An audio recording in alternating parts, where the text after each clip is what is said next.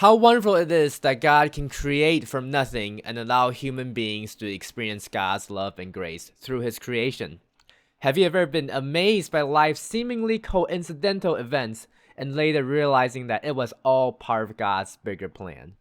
There are many coincidences that led to the establishment of the Dubuque Mandarin-Speaking Ministry. Although they seem to be coincidences, God's love and compassion is really what has been working behind the scenes for the Mandarin-speaking population in Dubuque. Similar to how Jesus' journey on earth. He did not come by coincidence to tell the good news, cast out demons, heal the sick, or to be crucified on a cross. No, these are all part of God's plans and purpose. Now, we will take you back in time to take a look at the Dubuque Mandarin-Speaking Ministry for the past couple of years, and look back at this journey. You will come to the realization that all this is no coincidence, but in fact, God's plan.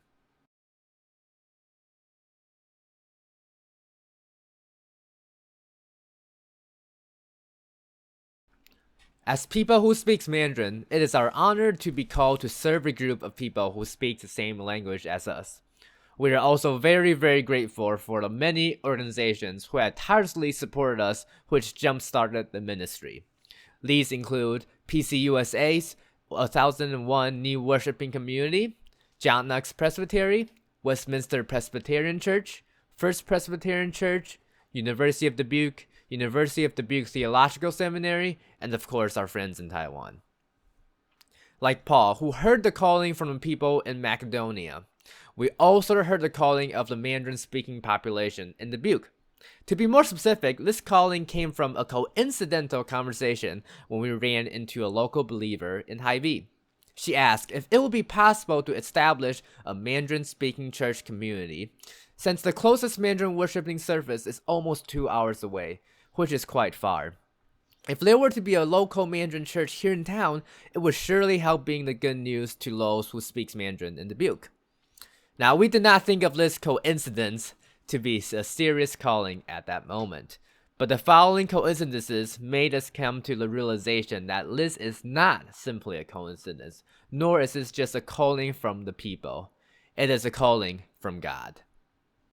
We wrestle and struggle with this calling for a long time. The original plan was to stay in the US for 2 years, and after Tina finishes her seminary degree in the Master of Art in Missional Christianity, we would then head back to Taiwan to resume serving there. However, God changed up our plans and guided us to a new direction to carry out His plans and serve His purposes.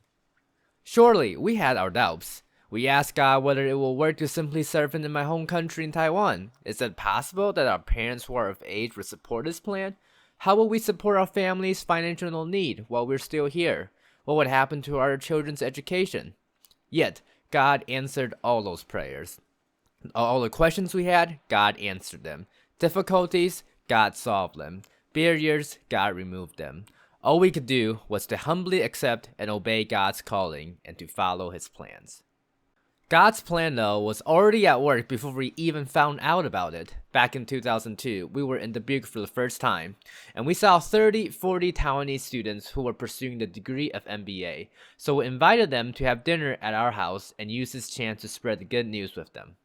After our departure to Taiwan in 2005, UDTS's professors and students continued to carry out the work to care for those who left their home to study abroad in the US. Fast forward to when Tina came to UDTS to study in 2013. We saw that the ministry to care for these international students were still in place, so of course we jumped right in to serve again. These students later became the initial target population for the Mandarin-speaking ministry, and that marks the beginning of the seemingly coincidental start of the Mandarin-speaking ministry. The past 8 years of the Dubuque Mandarin-speaking ministry can be divided up into 5 time periods or stages: the preparation stage, the establishment stage, the sprouting stage, the period of the first fruits, and finally the transition stage. The preparation stage has already been mentioned previously, so we will now focus on the next 4 stages. There is a Chinese proverb that says, "All things are difficult before they are easy." Yet, after the preparation and experience in the preparation stage, it was not as difficult as we imagined it to be. We were successful in hosting events. The Lunar New Year celebration was first held on 2015 and it has been held annually since then till 2020 with over 100 people attending each year. This event not only allows people to share their culture and food surrounding the Lunar New Year, but it also connects the similarity of the two most important celebrations from two different cultures, the Lunar New Year in Asia versus the Passover of the Jews. In Taiwan, the worship service held on the day of the Lunar New Year is a service of gratitude, a tradition, and a statement of faith. It symbolizes the people's gratitude towards God for the past year and their faith of putting the new year into God's hands. Besides the Lunar New Year celebrations, there are also other festivals and celebrations that were used as a way to connect with the people who speak Mandarin in Dubuque. Most of them are from China, and there are others from Taiwan and Korea as well. Now, during this time, we got to know some local Americans as well who also had passion in the Mandarin-Speaking Ministry. They volunteered their time to help with the ministry, served by learning Mandarin, becoming host family, or simply spreading the good news by becoming friends with these people. Celebrations and festivals were not the only types of activities held to connect with the Mandarin-speaking population in Dubuque. We also encouraged them to take part in the worship service and other activities held by Westminster Presbyterian Church. Almost everyone we encouraged were new to the church environment, so we would briefly explain the basics of the worship services first, and then hold an adult Sunday school afterwards to dive into the content of the sermon deeper and answer any questions that they may have.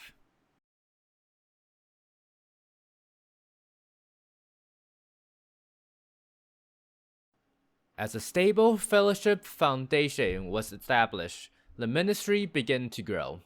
Besides participating in WPC's worship service and the Mandarin Sunday School, many of the participants took part in serving by being greeters, handing out bulletins, and being a part of the worship service.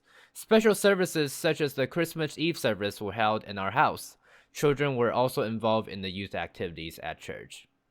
Weekly table tennis fellowship were held on Thursdays, and because of the popularity of table tennis in the Mandarin-speaking community, this was a great way to connect and fellowship with each other. It was when this routine was established that we once again coincidentally got to know 4 or 5 folks who showed up to worship service each week, even though they do not know English very well, and cannot understand most of what they hear or read during worship. Imagine how it would feel if you go into a worship service and all they spoke was Hebrew or Mandarin. That was when we decided to hold fall Mandarin worship services. On February 26 of 2017, the first fall Mandarin worship service was held. Our estimate was to have around 20 attendees, but to our surprise, 22 came. All we could say was that God is able to do immeasurably more than all we ask or imagine.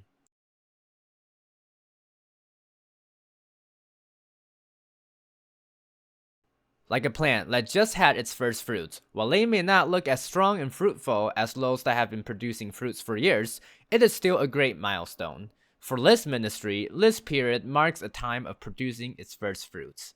On June 4th of 2017, there were 2 people who were baptized.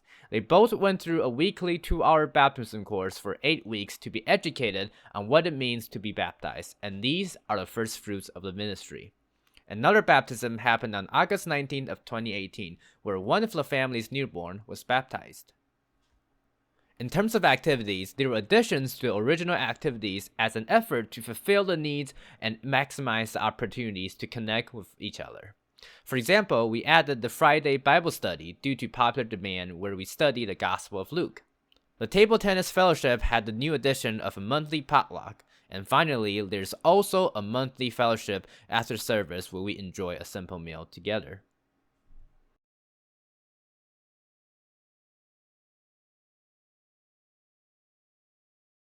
Like many other organizations, the year 2020 has been a challenging year for the Mandarin-speaking ministry. Many reasons including the effects of COVID-19, loss of regular attendees due to moving away from Dubuque, financial and funding issues, and aging parents back home, etc. All of these factors were indicators for us that this is a time of transition. Fortunately, technology allows us to close the gap of the limitation of time and space, so we hope those in Dubuque will use it to their advantage to continue to participate in WPC's service and activities.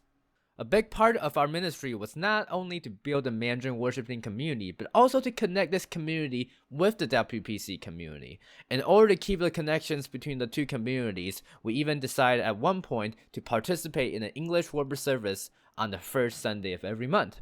All this is aimed to make sure that there will be a relationship between these two, and that the faith community will not end when our work here is done.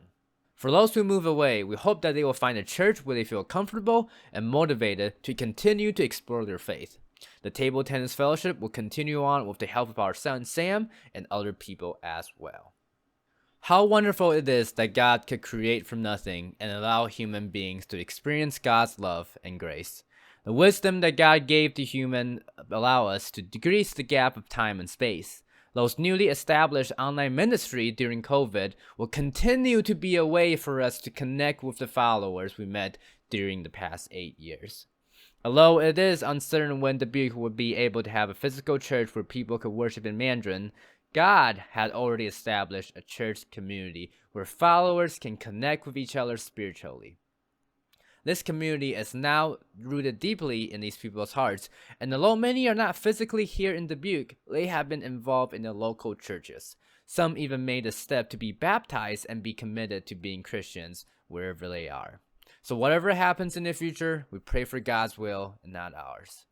We know that God would continue to bring these coincidences into the lives of those who speak Mandarin in Dubuque, and reveal to them that from nothing, God has wonderful ways of creating relationships, communities, and bring salvation.